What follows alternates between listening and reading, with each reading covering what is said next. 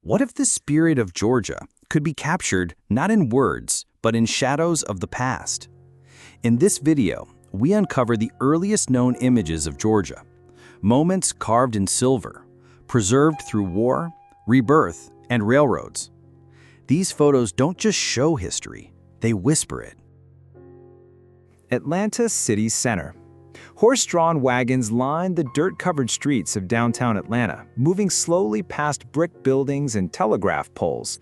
Railroad tracks cut through the intersection, marking the city's progress.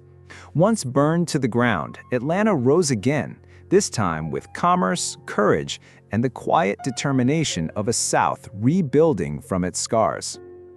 Tech Tower and Shop, Georgia Tech. This quiet view captures Georgia Tech's iconic Tech Tower and its adjacent shop building as they stood in 1899. Photographed from Cherry Street, the scene reflects the early ambition of a young school on the rise. Empty tracks, bare trees, and the tower's spire foreshadow the industrial century ahead. Hurricane flood in Brunswick. A powerful storm surge from a hurricane slammed Cumberland Island and flooded Brunswick streets. Newcastle Street vanished beneath dark waters, reflecting the city's Gothic clock tower. Silent figures waded through a drowned downtown where shops became islands. Nature reminded Georgia that even brick and stone were no match for wind and tide. Piedmont Park, Atlanta. A small boat glides across the lake at Piedmont Park, where Atlanta hosted the Grand Cotton States Exposition. The Atlanta Brewing Company Pavilion rises behind, crowned by its signature barrel. Flags wave, columns gleam, and the scene captures a city eager to show the world its strength, elegance, and Southern rebirth. Liberty Bell at the Atlanta Exposition.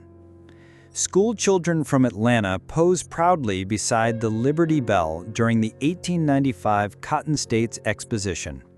Brought from Philadelphia, the bell symbolized unity in a city rebuilding its identity.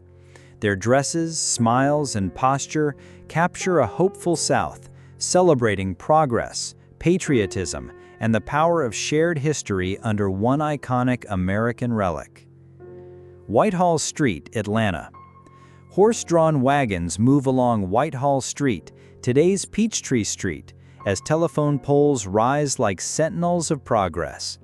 Cobbled pavement and iron tracks run between brick storefronts, capturing the pulse of a southern city reborn. In this photo, Atlanta isn't racing forward, it's steadily reclaiming its place. Strolling through Piedmont Park. A lone figure ascends the stone steps of Piedmont Park, surrounded by classical statues and ornate pavilions. The 1895 Cotton States Exposition transformed this space into a stage of Southern pride. Behind the man, architecture inspired by Europe rises, Atlanta dreaming big, cloaked in marble, ambition, and the echo of empire. Lake Abana, Grant Park. Women in bonnets and gentlemen in suits gather by Lake Abana for a day of leisure in Atlanta's Grant Park. Children paddle wooden boats, laughter echoes beneath the boathouse, and Southern charm drifts across the water. It's a portrait of peace, before radios, highways, or screens. Just people, trees, and stillness. Downtown Atlanta from above. From the rooftop of the Equitable Building, Atlanta unfolds in brick and ambition. The Capitol rises at the city's heart, its dome watching over steeples and smoke. This skyline tells a story, not of steel and glass, but of rebirth, politics, and pride in a city determined never to be forgotten. Grady Hospital, Atlanta. A horse-drawn ambulance waits outside Grady Hospital, Atlanta's lifeline in an era before modern emergency care. Opened just months earlier, the facility stood as a beacon of progress in public health. Behind the wheels and hooves, the South was learning to heal not only wounds, but also the legacy of hardship. 5 Points, Atlanta. Mules, carts, rubble, and railways converge in the heart of Atlanta. 5 points, 1892. Men in hats dodge construction zones, children weave through the dust, and wooden scaffolds rise among brick giants. This was the pulse of a rebuilding South, restless, expanding, and carving new streets through the scars of history. Brunswick dockyards. Towering masts line the waterfront as barrels wait to be loaded aboard ships at the Downing Company docks in Brunswick. This was Georgia's link to the world. Molasses, lumber, and naval stores flowed through these ports. Amid salt air and creaking wood, industry thrived where the land kissed the Atlantic. Hampton Terrace Hotel, Augusta. Once hailed as the South's grandest resort, the Hampton Terrace Hotel stood like a palace above Augusta. With its towers, balconies, and sweeping porches, it welcomed elite guests from across America. Built for luxury, it symbolized Georgia's aspirations, where Magnolia charm met Gilded Age grandeur in perfect architectural harmony. Alabama Street, Atlanta. Cobblestone streets stretched toward the horizon as horse-drawn wagons pass storefronts and shadowy alleyways. On Alabama Street, near Pryor, downtown Atlanta hums with energy. Telegraph poles march in rows, and electric lights hang like promises. It's a city in transition, balancing Southern roots with the steel pulse of tomorrow. Downtown Atlanta rising. Atlanta stretches outward in brick and smoke, its downtown brimming with warehouses, rooftops, and restless ambition. Trains whistle, chimneys roar, and streets pulse with movement. From above, it's clear. This isn't a southern town anymore, but a city staking its claim on the future, one steel rail and smokestack at a time. Spelman College, Atlanta. Hundreds of young black women gather outside the old barracks, the new home of Spelman College in 1883. In a time of division and exclusion, this campus rose as a sanctuary of education and dignity. Each figure in the frame is a quiet revolution, learning, dreaming, and daring to redefine the future. Peachtree Street, Atlanta. A streetcar rumbles past shop fronts and saloons on Peachtree Street near 5 Points in 1882.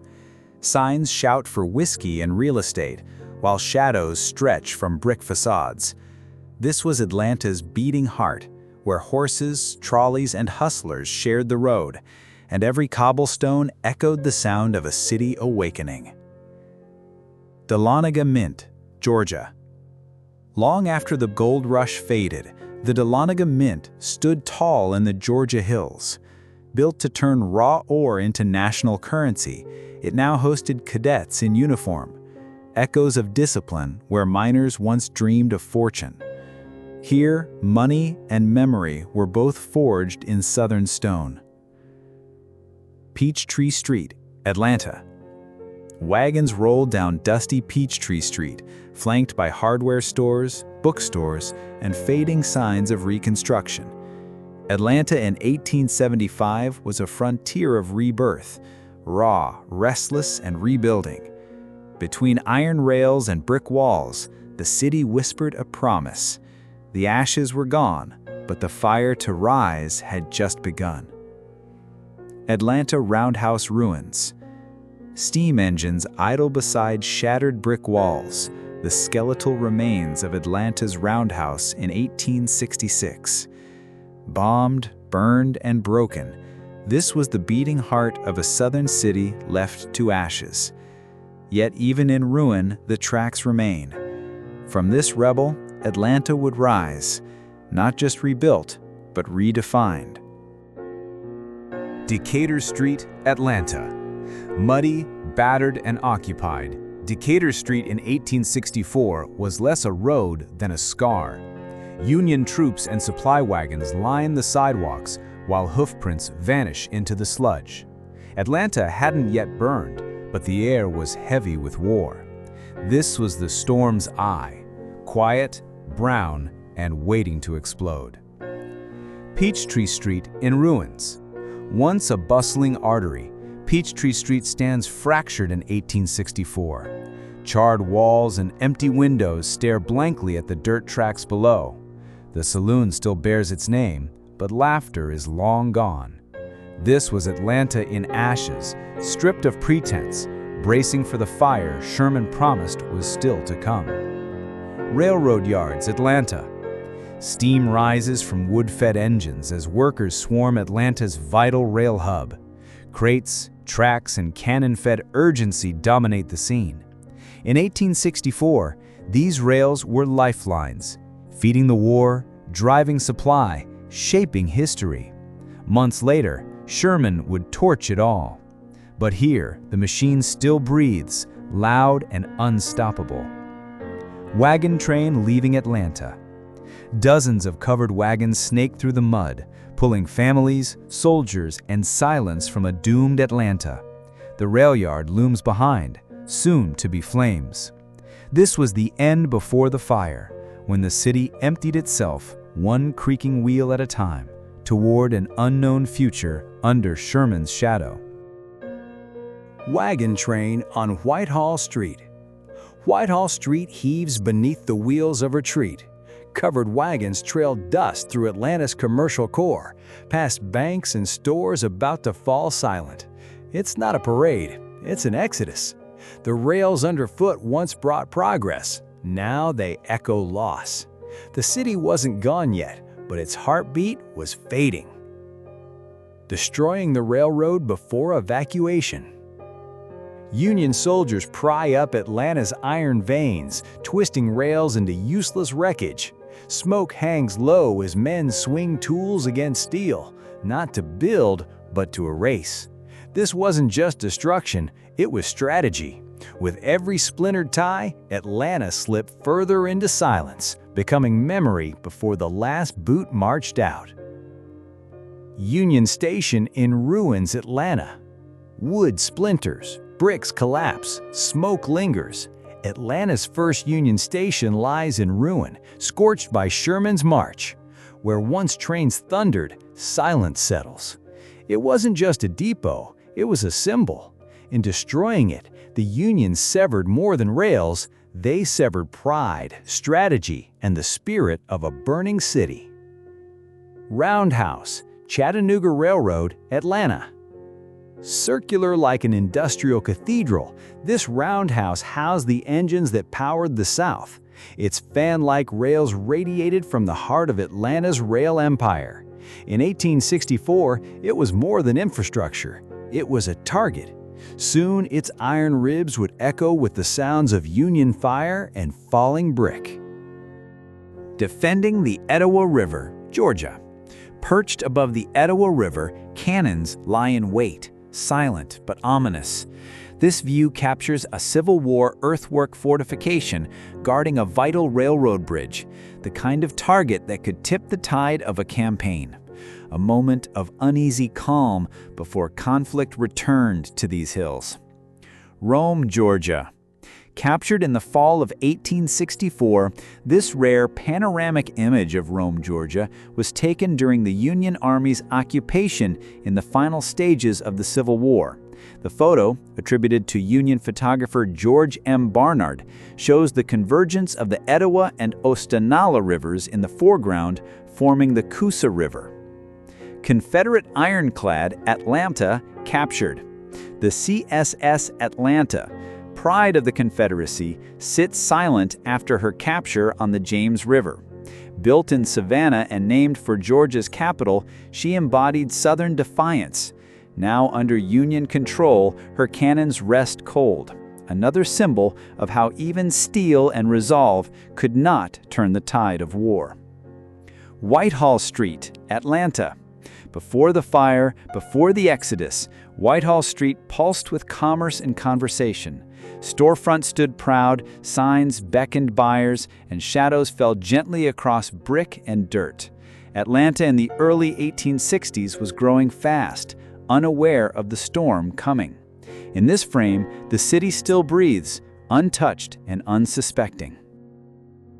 Stone Mountain, Georgia. Quiet and blurred by time, The Stone Mountain Depot stood as a frontier link between Madison and Atlanta. Built in 1857, it served a growing Georgia, one train, one crate, one passenger at a time.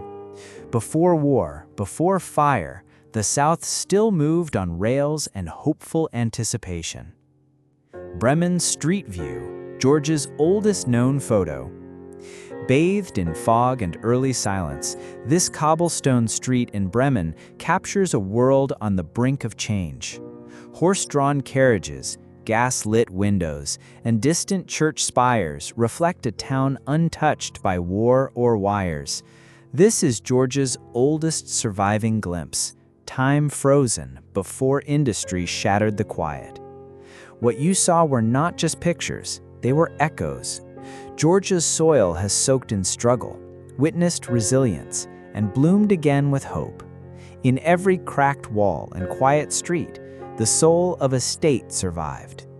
The lens may be silent now, but Georgia's past still speaks, frame by frame.